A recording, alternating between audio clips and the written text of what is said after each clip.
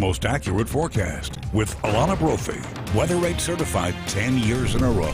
We have some storms moving through the state of Utah as well. Yes, we do. Alana's been tracking them all. Alana? They both have the same source in Clark County and in Utah. It's monsoon moisture, and here's that live look at St. George. We've got strong storms moving into the area as we look southwest from our Dixie Tech camera.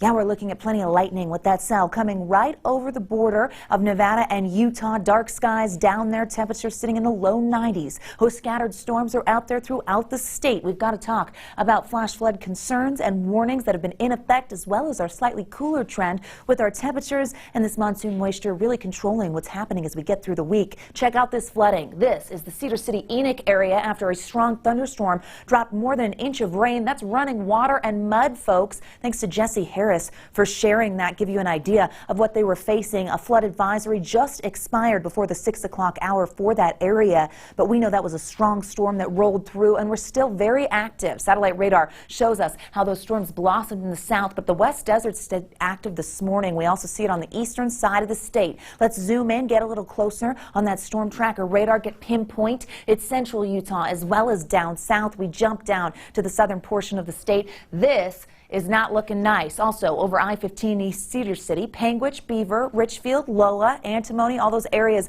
with the higher elevations included, as well as St. George getting it this hour. Also near Vernal, Grand County just south of the area, and the Wasatch Front has cleared Evanston, Wyoming. Now dealing with heavy rain and lightning in that portion of the state because that is the activity of, well, that portion of the region. We're seeing it right there on the Utah side as well as the Wyoming side. A lot of lightning with that cell coming through. Also just cloudy skies with some gusty winds along the Wasatch Front. The threat of those storms sticks around for tomorrow throughout Utah and really the region. This is all associated with the monsoon. Here's the setup. High pressure over the four corners. It drags that moisture-rich air into the Beehive State. Then we get storms. It hits our terrain. We have the moisture heating of the day, those numerous storms as well as flash flooding. We really see this uptick. We haven't seen it in Utah the last couple of years, but this really is getting going. July through September, so we have the threat of those storms sticking around into tomorrow. It's probable that we will see flash flooding again throughout all of those areas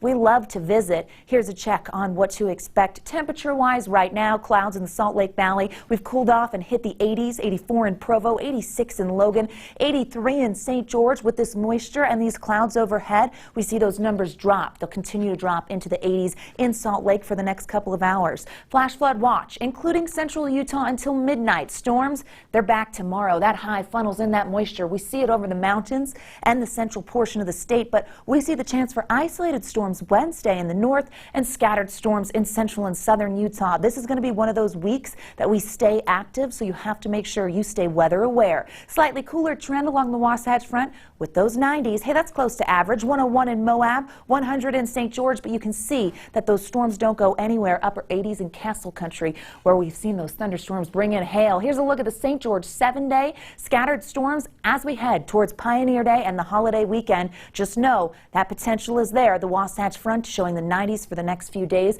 Slight chance Wednesday, Thursday. They look like our driest days, but as we head towards the weekend, we know those storms make a comeback and our temperatures hang in the 90s. A lot going on in the weather world. Make sure that you stay weather aware. Glenn, Emily, over to you. All right.